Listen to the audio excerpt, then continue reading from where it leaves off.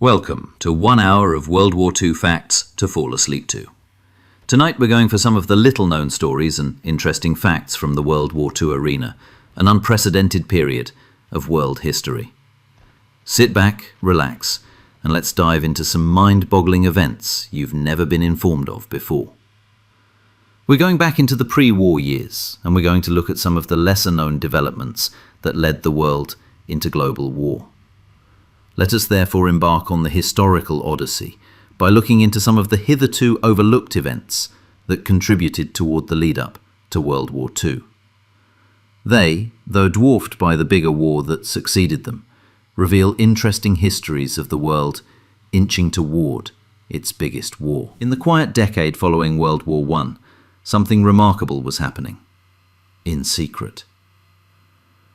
Deep in the German countryside, far from the watchful eyes of Allied inspectors, German and Soviet military officers were working together.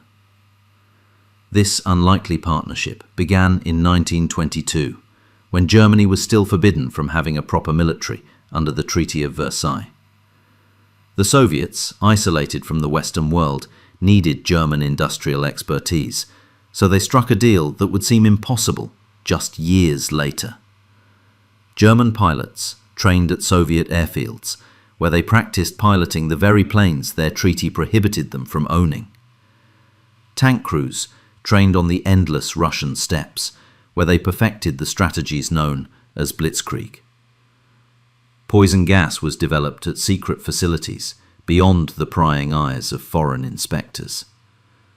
This collaboration endured for nearly a decade, secretly gearing up both countries for a future war, though the two would become the worst of enemies.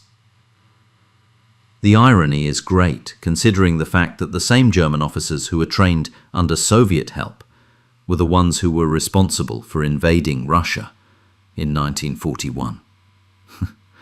History can really produce these strange turns. Moving to a beer hall in Munich, November 1923. Adolf Hitler, then a relatively unknown political agitator, decided it was time to seize power in Bavaria. The beer hall putsch, as it came to be known, was both dramatic and farcical. Hitler and his supporters stormed into This setback seemed to end Hitler's political career before the latter actually began. However, the trial thereafter gave him the national spotlight, wherein he could propagandize his ideology, and his brief imprisonment allowed him to write the first volume of Mein Kampf. As we often find, history's greatest tragedies begin with what appear to be total failure.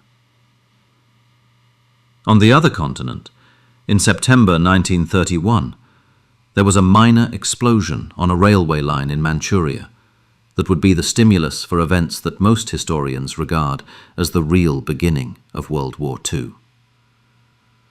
The Japanese Kwantung Army was deployed in Manchuria for the purpose of protecting Japanese interests. They blamed Chinese saboteurs for having destroyed the South Manchurian Railway, but the explosion was likely staged by the Japanese themselves as a pretext for invasion.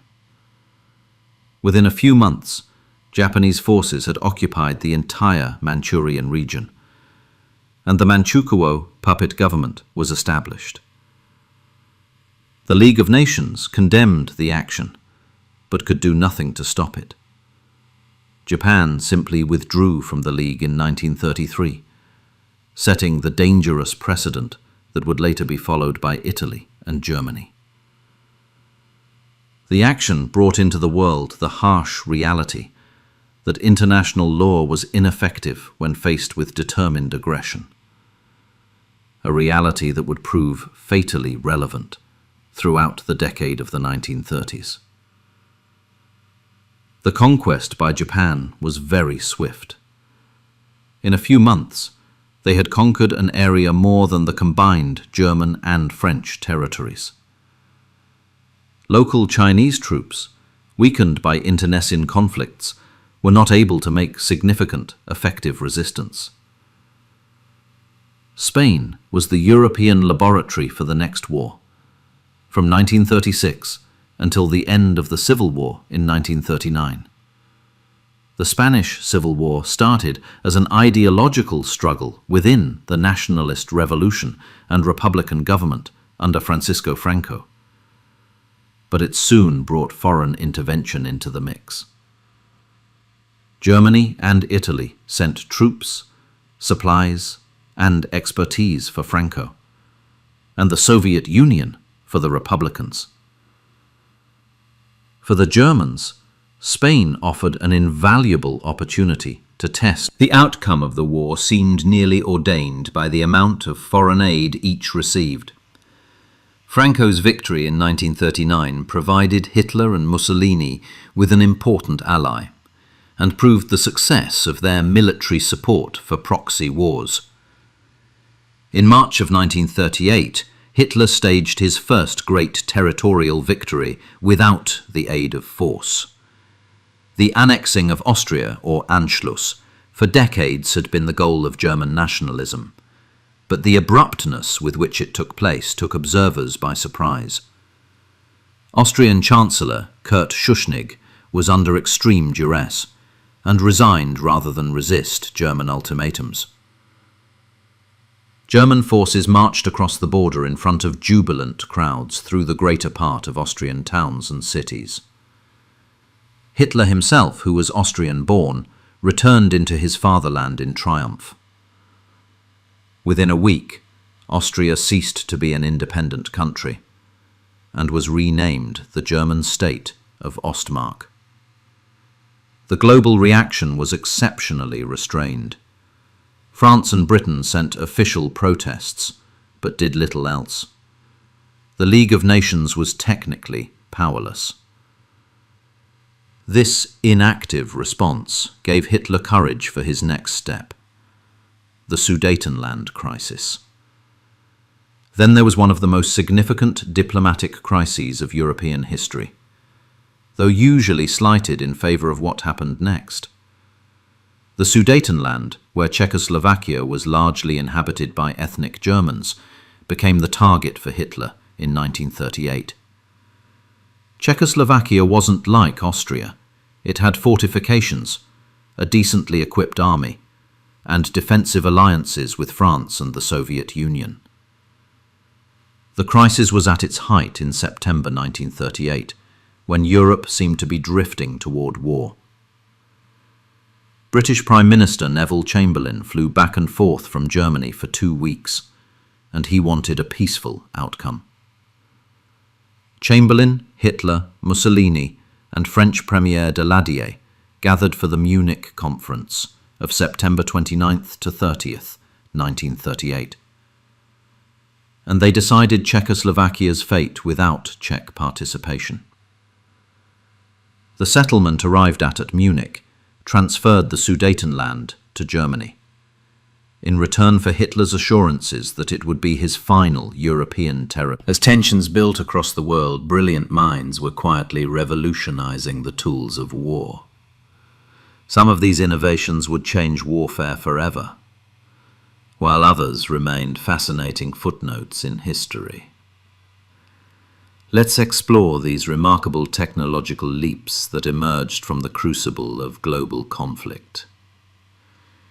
Deep in German research facilities, engineers were working on aircraft that looked more like something from science fiction than reality. The Horten Ho-229, developed by the Horten brothers, was a flying wing design decades ahead of its time. With no traditional fuselage or tail, this sleek aircraft resembled a metallic bat gliding through the sky. The flying wing brought immense advantages with it. Its shape reduced the amount of drag tremendously, thus allowing the vehicle to reach greater speeds and higher fuel efficiency. The plane's bizarre appearance also imbued it with the unforeseen benefit that wouldn't be apparent for decades. It had innate stealth characteristics that lowered the plane's detectability on radar. Only 2 prototypes were built before Germany's capitulation. but the configuration affected the evolution of aviation for the entire jet era. The Horten brothers weren't alone in their unconventional thinking. Other German projects included the massive Junkers Ju-390, designed to bomb New York City from European bases, though it never progressed beyond test flights. These ambitious projects showed how desperate innovation can push the boundaries of what seems possible. At the same time, a quiet revolution was underway in the field of detection technology. Radar, or radio detection and ranging, was developed in British laboratories during the 1930s as the secret weapon for defense against aerial attack. Radar employed radio waves for the detection of incoming planes and gave the defender vital minutes for defense preparations for aerial raids. The British chain-home system of radar, finished just prior to the war, consisted of tall steel towers scattered along the English coast. These awkward-looking towers, little more than giant radio antennas, could pick up German planes as they were assembling over France. In the Battle of Britain, the early warning system proved priceless, enabling British. Halfway across the Pacific, Japanese engineers worked on probably the most unorthodox weapon system of the war. In the paper and silk balloon form of the Fugo balloon bomb, Japan had an imaginative, if ultimately unsuccessful, attack on the American mainland. Incendiary and exploding payloads were carried across the Pacific on high-altitude winds via paper and silk balloons inflated with hydrogen gas. In the period from November 1944 up till April 1945, Japan launched some 9,000 balloon bombs. Crossing the Pacific took an estimated 3 days, and the balloons floated up and down by currents of air at altitudes of as high as 38,000 feet. The balloon carried a sophisticated ballast system with sandbags that allowed the balloons to maintain their altitude as the hydrogen leaked off. Incredibly, more than 300 of the balloons actually arrived over North America, going as far inland as Michigan and as far north as Canada. Most did minimal damage, but one tragic accident happened in Oregon, when a family having a picnic spotted a balloon bomb, and it killed 6 people, the only civilian victims from enemy action within the continental United States within World War II. Knowing that publicity could bring more attacks, the United States government placed the balloon bombs under total media secrecy. This could very well be the reason the Japanese cancelled the program, because they were uncertain whether their bombs were actually hitting their targets or not. Meanwhile, the jet age was dawning in European laboratories. Independently for Britain and Germany, Frank Whittle and Hans von Ohain were working on jet engines that would change the face of aviation. Germany's first operational jet, the Heinkel HE-178, took its first flight in August 1939, only days before the war started. The German Messerschmitt Me-262, the world's first operational jet fighter, became operational in 1944. With a top speed of over 500 miles per hour, it was far faster than any Allied propeller-driven aircraft. German deficits in fuel supplies, maintenance issues, and the direction under Hitler under which the planes were employing inflatable equipment, sound simulation, and radio deception, the small group of engineers and artists produced the appearance of massive military arrays. Their performance was that good that the German military frequently invested enormous resources defending themselves against ghost armies. Camouflage patterns themselves became more sophisticated. German Wehrmacht refined classic patterns like the oak leaf and P-dot configurations that provided very effective cover within European terrains. Japanese troops developed special patterns unique for Pacific Island terrains. These improvements toward visual cover would define armed forces and commercial fashion for decades to come. Few items of technology better represent the technological sophistication of the war more than the Enigma machine. The mechanical cipher machine, which took the form of a typewriter with extra rotors and lights, was Germany's main means of encrypting military messages. The German codes were perceived by the Germans as being indomitable, a perception that would turn out to be their undoing. The security of the Enigma machine lay in its enormous number of potential configurations. Involving more than one rotor, plugboard setting, and daily key change, the number of theoretically possible combinations ran into the billions.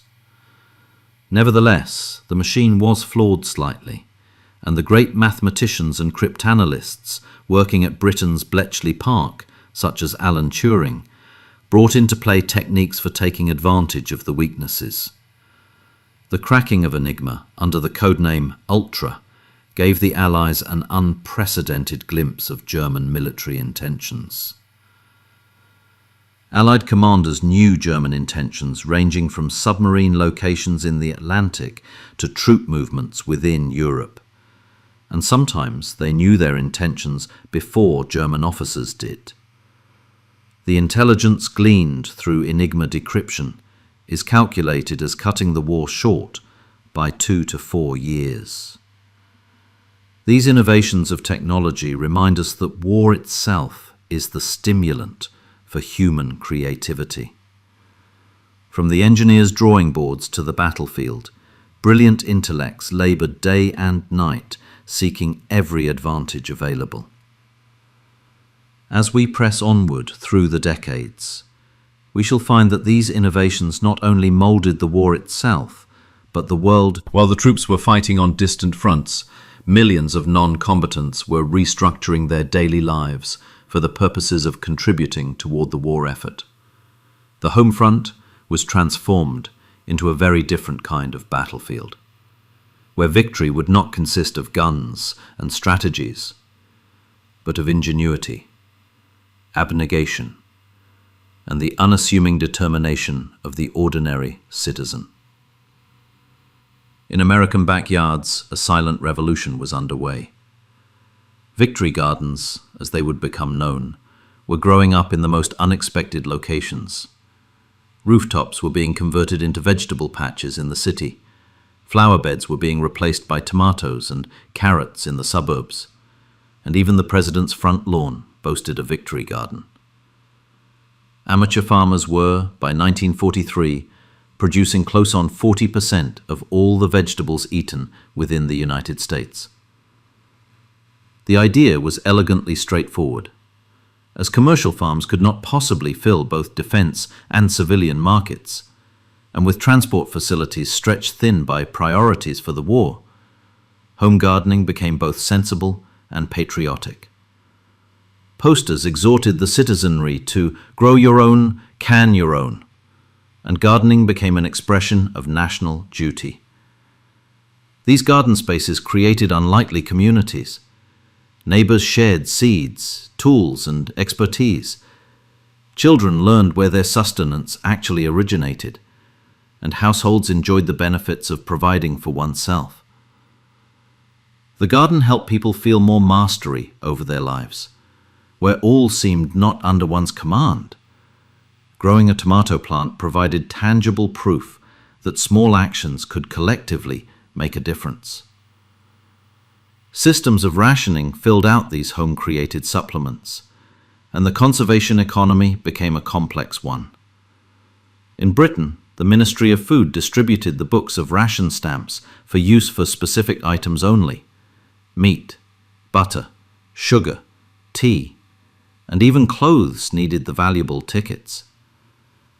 American households were similarly supplied, though the stamps were colored for different types of goods. The system of rationing required extraordinary discipline by government and citizen alike. Housewives proved adept managers, scheduling their dinner menu for weeks and swapping stamps with the neighbors. The motto became, make it do or do without. These women filled jobs that were strictly male only a few years prior. They constructed planes, built tanks, loaded the ammunition, and ran sophisticated equipment.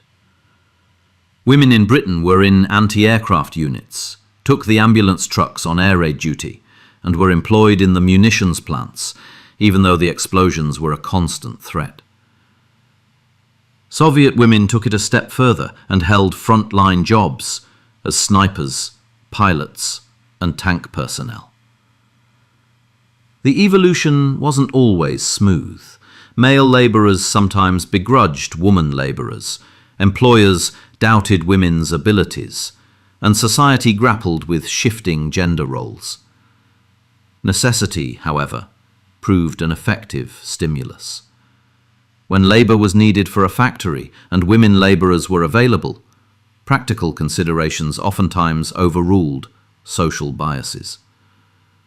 These working women honed new skills and self-assurance that would impact society decades after the war had ended. They gained the ability to read blueprints, use heavy equipment, and handle intricate timetables.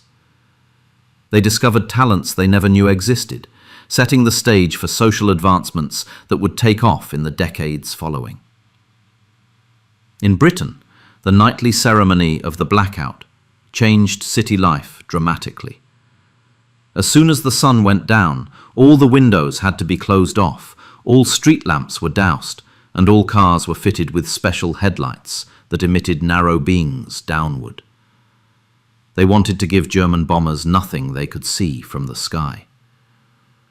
The blackout produced nearly medieval darkness within contemporary cities.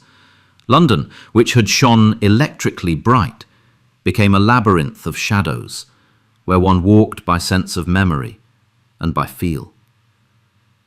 Walking the streets involved thoughtful preparation and great nerve. Injuries skyrocketed as people walked into barriers or into streams of traffic they could not see. But the blackout provided an unintended boost, too. City dwellers saw the stars for the first time in years as light pollution disappeared. Even the silence was breathtaking, punctuated only by the sound of footsteps and hushed exchanges. Some felt the darkness strangely calming, an automatic going back to the prime rhythms of life. The evacuation schemes removed millions of children from dangerous city centres into relatively safer rural areas. The rural environment proved for many of these evacuee children a different world, where they were taught that milk did not arrive via bottle, but via cow, and vegetables did not just appear by magic in shoprooms, but were produced from earth. The process was two-way, and city children transferred different perspectives upon the rural communities. Even children played their part in the war efforts. They gathered scrap metal, rolled bandages, and cultivated victory gardens. Boy and Girl Scout troops held rubber, paper, and other war material drives for military production use. These efforts instilled youth with feelings of purpose and belonging, and an identification with the broader struggle. Hollywood repositioned itself as an instrument of great morale and propaganda force. Film studios collaborated with the government to make movies that would strengthen home front morale and clarify war objectives among the people.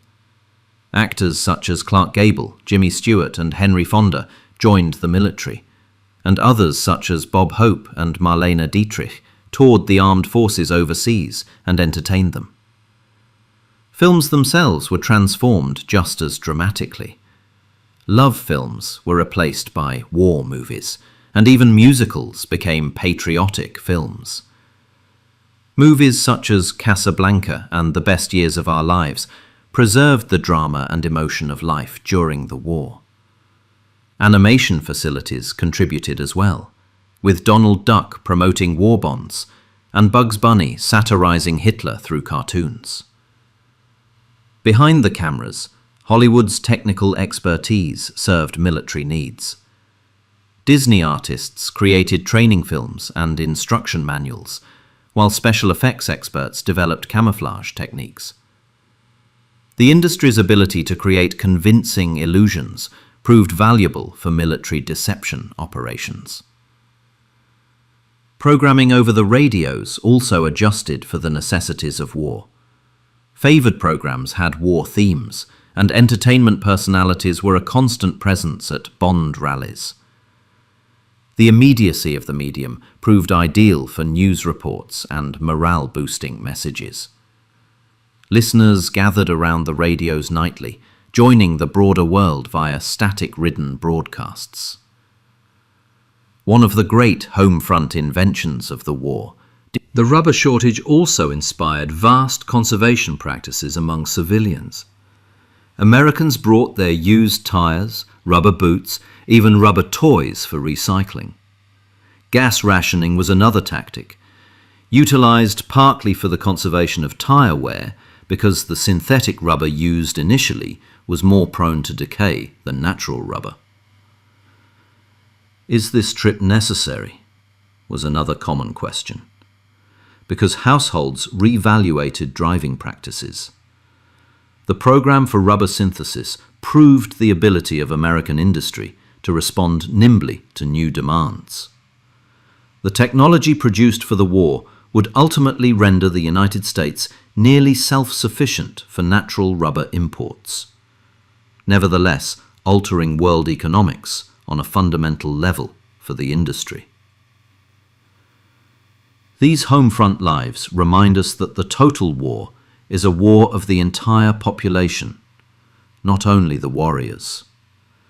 Success depended on millions of individual choices: to plant a garden, learn a new skill, follow blackout regulations, or donate scrap materials.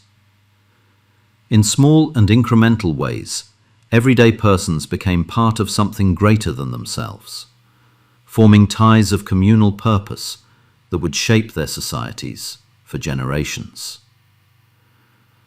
Behind the grand strategies and massive battles, another war was being fought, in shadows and whispers. The world of intelligence and espionage during World War II was far more complex and consequential than most people realize. Filled with brilliant minds, elaborate deceptions, and ordinary people who risked everything for information that could change the course of history. In Britain, one of the war's most successful campaigns was one of its most secret operations. The Double Cross system, administered by the 20 Committee, whose very name was because the Roman numeral 20 stood for double cross, converted nearly every German spy in Britain into an Allied double agent. This brilliant success was the product of the most careful planning, psychological understanding, and keen grasp of the reality of the way intelligence networks really operate. The system started nearly on a whim.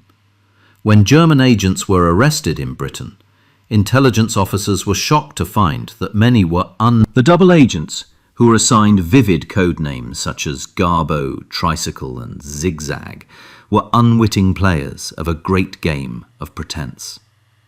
They reported back routinely to their German handlers, but all the information was precisely crafted to delude and not enlighten.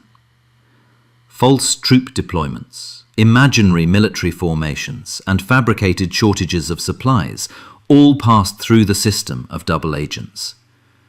Most successful of all these agents was arguably a businessman from Spain named Juan Pujol, who was known to the British under the codename of Garbo. Working alone from London, he succeeded in convincing the Germans that he had built himself a sub-agency across Britain. Actually, all of the above agents were non-existent, characters within one vast fiction, created jointly by Garbo and his British handlers. So content were the Germans with what he accomplished that they awarded him the Iron Cross and sent it over to him. The British, at the very same time, gave him an MBE. Double Cross Systems' largest achievement was on the D-Day deceptions, where the misinformation did successfully lead German commanders into believing the principal invasion would be at Pas-de-Calais and not at Normandy. The operation can be credited unquestionably for preserving thousands of Allied lives within the French beachheads. Speaking of espionage myths, few figures in intelligence history have been as misunderstood as Mata Hari. The exotic dancer, whose real name was Margareta Gertrude Zeller, has become synonymous with the glamorous female spy. But the reality of her story is far more tragic and complex than the legend suggests. Mata Hari was actually executed by the French for espionage in 1917. But even more recent historians have revealed little hard evidence that she actually was a spy for anyone. She was Dutch and had reinvented herself as an exotic Oriental dancer of supposedly Javanese ancestry who travelled the fashionable drawing rooms of Europe. Her romantic interests with military men of various nationalities had her as a prime target for blame when France needed a scapegoat for losing the war. Mata Hari's prosecution was mainly circumstantial evidence and questionable testimony. One of the war's most creative deception operations began with a body in a Spanish morgue. Operation Mincemeat, immortalized in the book and film The Man Who Never Was, demonstrated how imagination and attention to detail could fool even the most suspicious enemy intelligence services. British intelligence personnel took the body of a homeless individual who had died in London and recreated him as Royal Marine Major William Martin. They wrote an entire fabricated identity, love letters, theatre tickets, photographs of a mythical girlfriend, even bills from his tailors. Most importantly, they provided him with documents that suggested the Allied invasion of southern Europe would target Greece rather than Sicily. The body was released from a submarine off the Spanish coast, where German agents were known to have good relationships with local officials. Spanish authorities recovered the body, and, as expected, German intelligence gained access to the documents. The deception worked perfectly. German forces were reinforced in Greece, while Sicily remained relatively lightly defended. It required concentrated attention to detail for Operation Mincemeat to work. The fictional Major Martin had to be believable down to the type of underwear he wore and his literary interests. Love letters took intelligence men weeks to write that were properly authentic-looking for German analysts, and dreaming up a love that never existed between individuals who never really met. At Bletchley Park, a rural Victorian country estate in England, the war's brightest brains were working on what was arguably the most significant task of the war.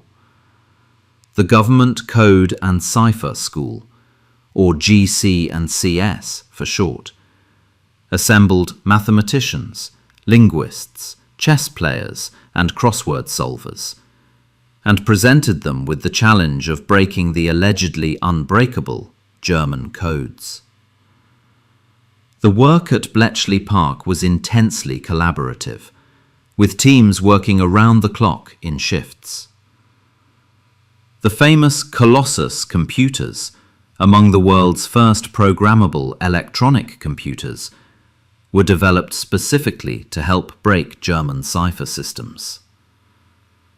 These room-sized machines. Throughout occupied Europe, the resistance movements were establishing their own intelligence webs, normally at significant individual risk. In France, the disjointed resistance movements not only maintained the sabotage campaigns, but also compiled essential details of the German troop movements, fortifications, and lines of supplies. Radio operators, under improvised equipment and constant risk of interception, sent back the details to Britain. French resistance was not an organization, but a collection of groups with diverging political orientations and methods of operation. Some were expert in intelligence, others in sabotage, and still others in returning the Allied airmen back into Britain. Variability of the resistance hindered the German security forces more because they could never understand and comprehend what it faced. But it also brought with it the issue of coordination. Similar resistance movements operated throughout occupied Europe. In Norway, resistance fighters provided intelligence about German research into atomic weapons. Polish resistance members smuggled out detailed information about concentration camps. Yugoslav partisans created large, liberated territories that served as bases for intelligence operations. The courage required for such labor can never be exaggerated. Capture by the German forces usually meant torture and assassination, not just for the agent, but often for his entire family. Still, thousands of European civilians chose to risk life and limb for the possibility of assembling and conveying the intelligence that might liberate their homelands. At the same time, the United States was building up its own intelligence system through the Office of Strategic Services, or OSS. Established in 1942 under the direction of William Wild Bill Donovan, the OSS was the first national intelligence agency of America and the predecessor of the CIA. The OSS bridged the classic intelligence gathering and unconventional fighting activities, aid to resistance movements, sabotage activities, and innovations for collecting and analyzing intelligence. OSS agents parachuted into enemy-occupied territories, built up channels within neutral nations, and pioneered most. Among the millions who lived through World War II, there were some who are distinguishable for their extraordinary decency, sacrifice, and courage. They are the stories of the people who chose to do what others did not, who risked everything for ideals beyond their own, and whose unassuming heroism went unrecorded for decades. In September of the year 1940, a Polish cavalry officer by the name of Witold Pilecki most likely made the most unconventional choice of the entire war. He subjected himself to voluntary detention and internment within the Auschwitz concentration camp. This wasn't an act of desperation by a broken man, but an intentional intelligence mission that would reveal the atrocities of what lay beyond the gates of the German camps. Pilecki allowed himself to be captured during a Warsaw street roundup, carrying false identity papers. Once inside Auschwitz, he began organizing resistance among the prisoners, while secretly documenting the systematic murder taking place around him. Using a network of released prisoners and sympathetic guards, he smuggled detailed reports about the camp's operations to the Polish government in exile. His reports were the first trusted descriptions of the Holocaust, available to the world beyond the concentration camps. They detailed the gas chambers, the experiments, and the murder on an industrial scale. with heartbreaking clarity. Pilecki survived for 2.5 years under the everyday horrors of the camps, watching thousands die and keeping his own wits and mission intact. In April 1943, Pilecki escaped from a prisoner working detail, overpowered guards, and escaped into the Polish countryside. His meticulous account of Auschwitz was presented to the Allied governments, but too little was done too late to prevent the genocide. Following the war, the Polish Communist government detained Pilecki as a Western spy. Pilecki was executed in 1948, his bravery and heroism only becoming widely known after the fall of communism. In Munich, a small circle of university students was secretly rising up against the Nazi government, with little more than language and mime machines. The White Rose resistance movement, headed by Brother, leaflets were distributed with unimagined ingenuity and circumspection. The students distributed them on other university campuses, mailed them via mail to randomly selected phone directory addresses, and left them at public spaces where one could pick them up privately. Each of these leaflets was an act of great courage, because the very possession of such material could be fatal. In February of the year 1943, Sophie and Hans Scholl were handing out flyers at the University of Munich when they were seen by a janitor and reported to university authorities. In short order, they and Christoph Probst were arrested, tried, and executed. Their last letters home spoke of their hopes that their deaths would not be in vain, that there were others who would carry on the work that they had started.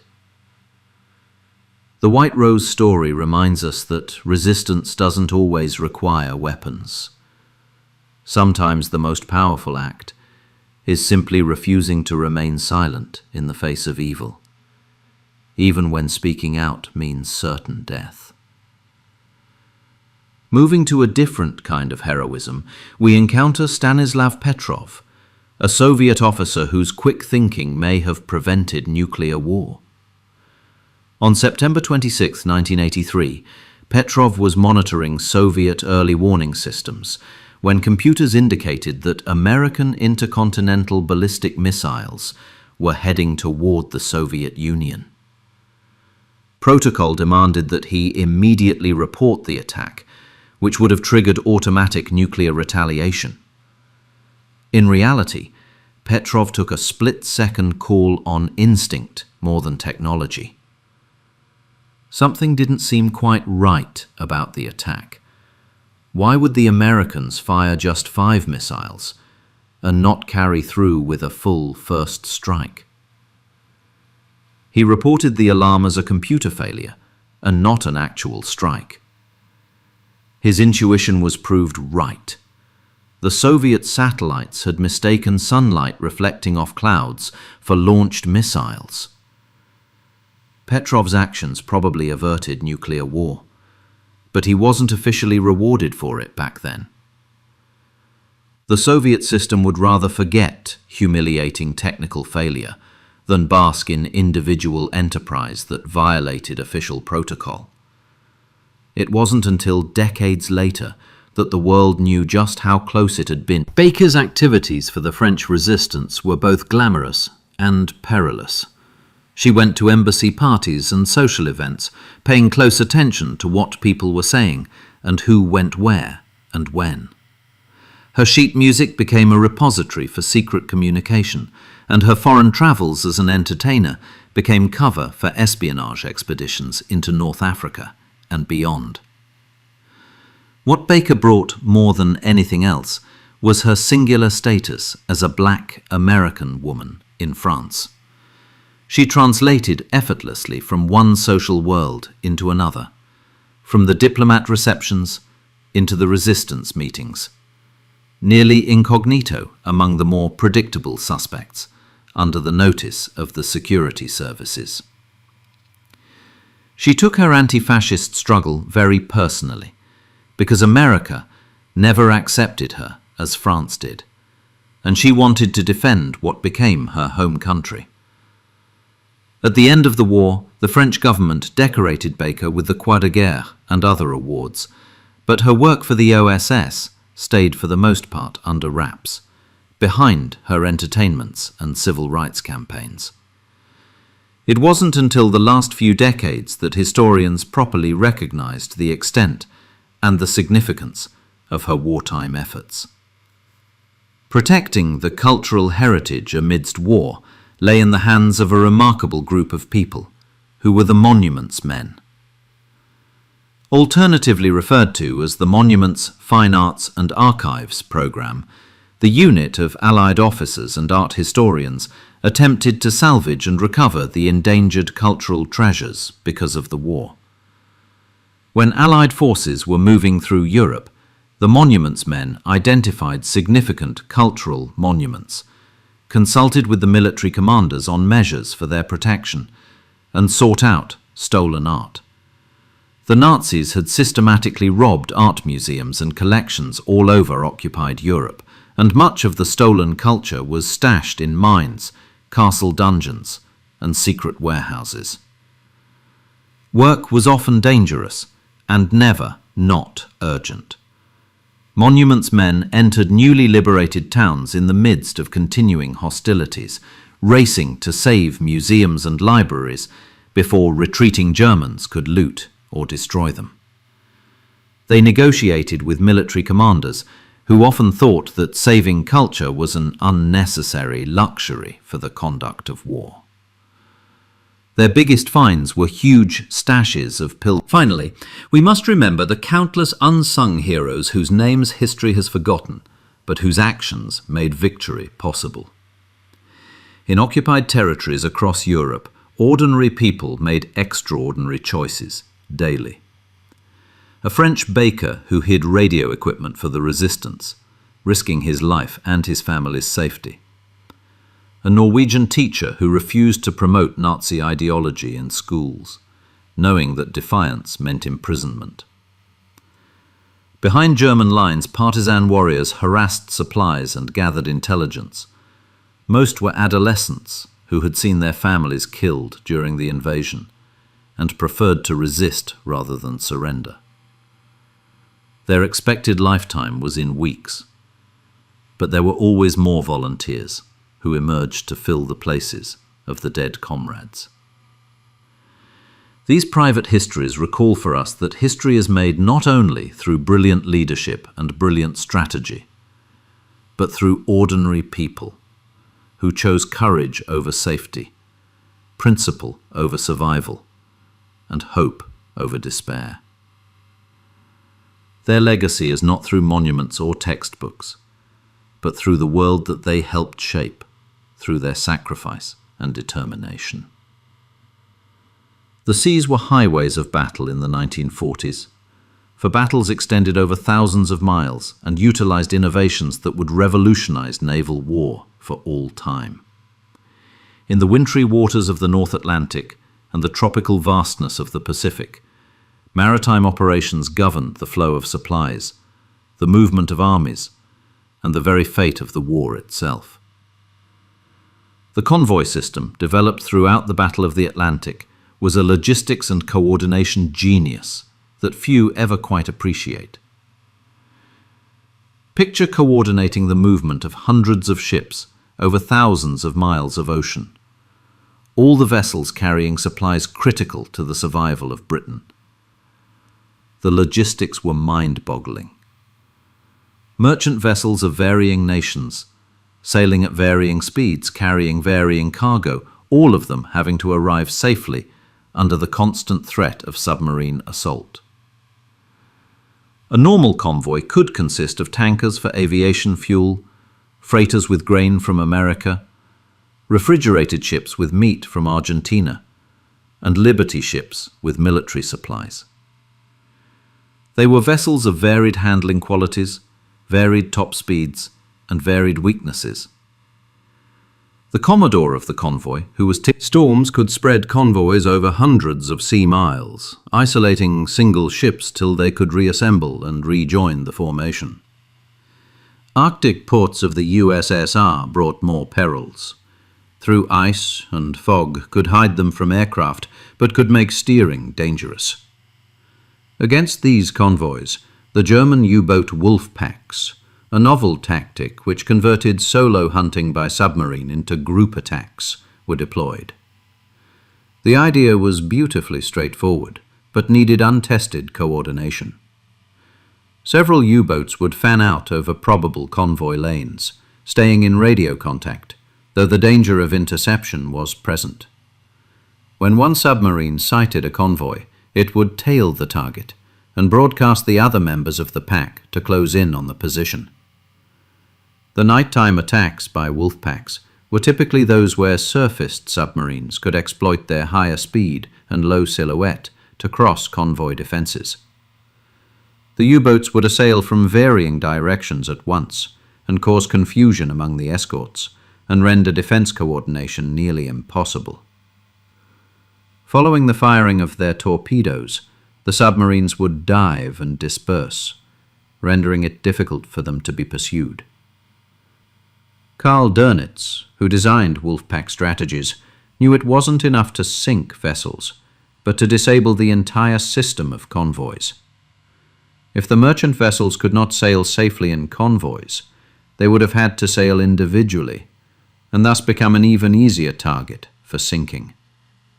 The psychological effect on the crews of the merchants was no less significant than the material damage of the vessels. Wolfpack tactic efficiency reached its peak in 1942, during the period known by the crews of the U-boats as the happy time. Fewer and fewer merchant vessels were arriving fast enough to replace the ones going down, and it seemed feasible that Britain could be starved into submission. But improved radar, increased cooperation among air and sea forces, and the eventual decryption of German submarine codes slowly gave the advantage back to the surface ships. Behind the epic sea battles was the largely unspoken history of the merchant marine, the civilian mariners who maintained the supply lines streaming, even as they were under the same danger as the combat soldier.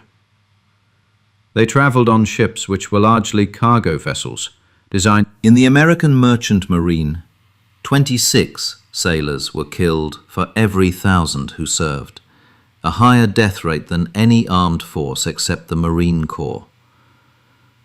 British merchant losses were equally severe, but volunteer crews readily signed up for the dangerous voyages. The vessels themselves were products of wartime ingenuity. Liberty ships, produced en masse in American shipyards, took only 4 days to construct from prefabricated parts and experimental welding techniques. They were not pretty, but they were practical and could be rolled off the assembly line by the hundreds of thousands. Victory ships were an improved version, developed later, and they took advantage of early Liberty ship experience, being faster and more cargo capable. Naval technology advanced rapidly under the stimulus of war, producing innovations whose effect would be felt for decades at sea. Radar improved from primitive early warning devices into sophisticated tracking gear, capable of detecting periscopes at the surface. Sonar became more sensitive and exacting, and the escort ships became increasingly able to pinpoint submerged submarines. Aircraft carriers dramatically changed throughout the Pacific War. In the early phase of the war, carriers were considered simply scouts for the main battle fleet, but the success of the carrier campaign, from Pearl Harbor through the Coral Sea, proved that aviation had revolutionized naval warfare. At the end of the war, the carrier task forces became the main striking arm of the great fleets. The invention of amphibious warfare methods created all new classes of naval ships. Landing craft were the small ships that could carry a platoon-sized group of troops, up to the enormous LSTs that could carry full armored divisions. These special-purpose ships needed both seaworthiness and the ability to beach and deliver cargo directly onto enemy coasts.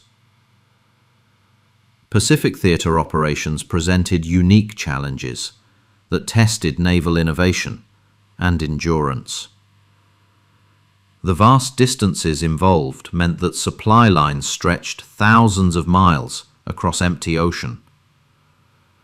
Admiral Nimitz's island-hopping campaign required the coordination of massive fleets across multiple time zones, with operations planned months in advance. The kamikaze attacks of the latter Pacific campaigns presented fresh defensive problems. Standard anti-air tactics presumed enemy pilots desired to survive their attacks and would break off under intense fire. Kamikaze pilots, intentionally seeking to collide with Allied vessels, pressed home their attacks regardless of lethal defensive firing, and novel tactics and hardware were needed to neutralize such a forlorn tactic. The weather played a decisive role for the Navy, often making or breaking large operations. The D-Day invasion was delayed due to storms that would have rendered landing operations impossible. Typhoons at sea broke up American task forces and caused more damage than enemy attacks in some cases. Weather forecasting complexity with technology available in the 1940s thus left commanders with little meteorological data. Weather ships, deployed at prearranged locations within the Atlantic, reported vital data but were also exposed to enemy bombardment. Forecasting the possibility of storms or fog or fair weather frequently decided when the principal operations were undertaken. These sea campaigns clarify that World War II was truly a world war, fought as readily over the sea as over the continent. The bravery of the merchant sailors, the creativity of the engineers, and the coordination of enormous fleets over vast distances all played their part toward victory, though one that, for the most part, went unobserved by the soldier and sailor on dry land. The sea, as usual, demanded its special kind of heroism and expertise.